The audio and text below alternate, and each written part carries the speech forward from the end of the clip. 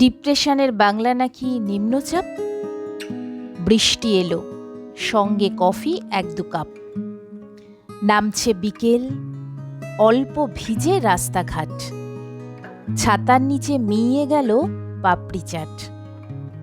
বন্ধুরা সব ফিরছে বাড়ি দূর থেকে। কেন যে আজ হিংসে হলো তাই দেখে।